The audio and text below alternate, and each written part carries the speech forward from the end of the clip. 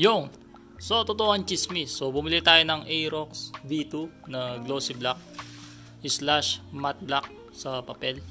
Nakalagay, yun yung nakalagay kasi meron siyang matte dito, yung X niya. Tapos glossy yung harap niya. Napaka-pogi niyan. Yan, syempre pogi, di ba? Ang pangalan niyan ay Onyx. So ang chismis na mga sinasabi is yung sumisipol. Legit yun mga tol. So ang sumisipol na yun is dito siya sa harapan. So bumili lang kayo ng grasa, kahit yung top 1 lang. Kagaya nito.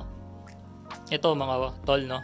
High temp grease ng top 1 or kahit anong high temp na grasa. Tapos kabilaan nyo siyang bigyan dito. Ayan, medyo masagwa nga ng pagkalagay ko. Tsaka dito. Alright. Yun lang mga tol, para maalis yung kanyang sumisipol na sound. Kasi lahat ng user ng Aerox naranasan nila yung ganong sumisipol na sound. Pangalawang chismis mga tol, no? Yun dito sa packet niya, pindutin lang natin. Okay. So itong cellphone ko na to, sa palagay nyo magkakasya. Ang haba niya, no? Magkakasya to mga tol. So yun ang chismis na malit ang kanyang side pocket or yung kanyang bulsa sa harap. Pero itong aking cellphone is magkakasya naman.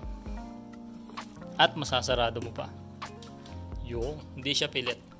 Okay? Wag lang natin kalimutan yung ating cellphone na alisin dyan kasi pwedeng manakaw kasi hindi naman to nalalak. Yun mga tol. Punta tayo sa pangalong chismis. Yung chismis mga tol, no, yung matagtag daw yung kanyang front shock at ang kanyang rear shock. Okay. Ang kanyang rear shock is legit matagtag. Pero pwede natin siyang palitin ng aftermarket na mga shock like KYB, Pro Fender, mga Race Power, Mutaru, diba? Madami naman dyan eh. Nasa inyo na lang ano yung mga choice nyo. Pero yung advisable natin is yung mga fully adjustable or kung budget meal, KYB, yung V3, Indo na version or yung Vietnamese or Vietnam version. Tapos, yung front shock niya mga tol, matagtag ba? Yes, medyo matagtag siya. Kahit medyo mabigat siya, no? Yung ating Aerox is medyo matagtag yung kanyang mga suspension. Okay, pangapat na chismis mga tol, no? Kung totoo nga ba yung kanyang side stand? Yung kanyang side stand, kapag sa side stand mo siya, ayan, medyo magaan lang siya, nakakamay mo siya, no? Ayan, magaan. So, yung side stand niya daw is delikado kapag naka-side stand yung ating Aerox. Totoo naman yon mga tol, no? Ang nangyari mga tol kahapon ko lang to binili, September 9. Okay, September 10 ngayon. Yung mekaniko is sinide stand niya. Tapos muntik na lang niyang natomba. Buti na lang mga tol, nung matras yung side stand or yung motor, hindi pala matras yung motor. Nag-ano siya, parang pumorward. Buti na salo nung mekaniko. Okay?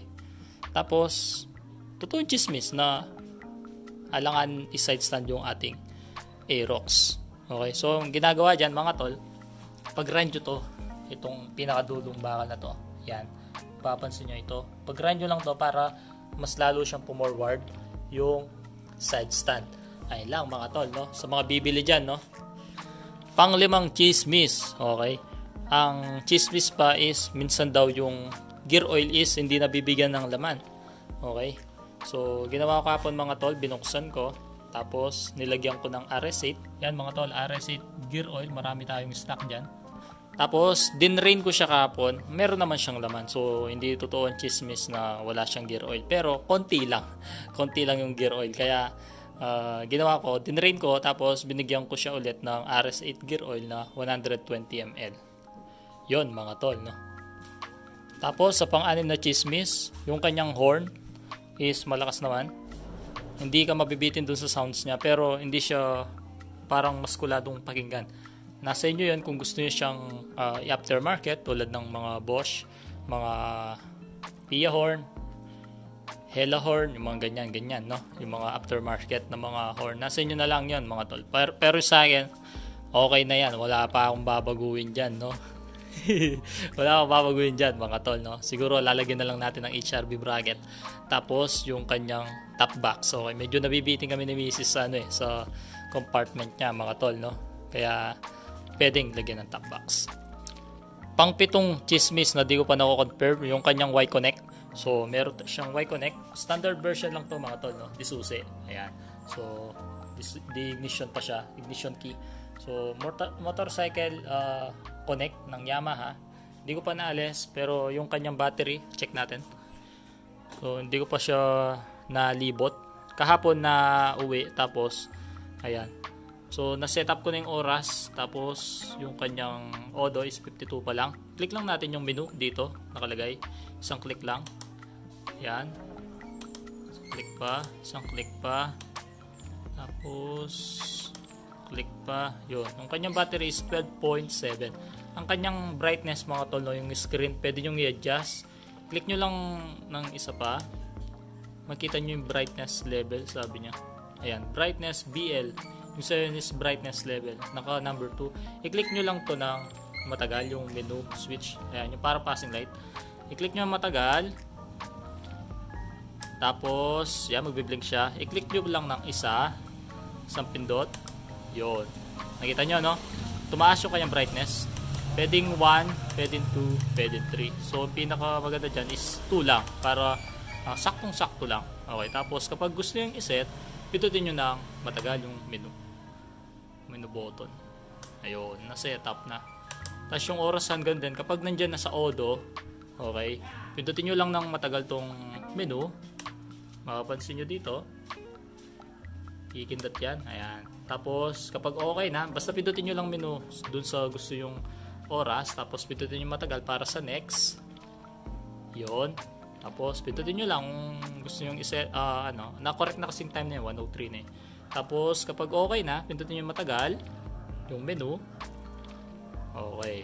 Ganun lang kasimple mga tol, yung pag-setup niya. So, di naman mahirap. Okay. Kapag pindot nyo yung menu, punta kayo doon sa trip A. Kung gusto yung burahin to, pwede nyo rin burahin. Gagawin nyo lang is, pindutin nyo lang din ng matagal yung kanyang menu. Okay. Yun lang mga tol, no? Salamat sa panonood sa ating video ngayon. Dito sa ating Aerox na glossy black. Napakagandang kulay. Simple lang pero rock. Ayun, no? Thank you mga tol. Please subscribe at mag-like sa ating channel. Baka sa mga susunod na na mga video is piyesa na yung ating i-vlog or i-video dito sa aking channel. Thank you mga tol. Bye!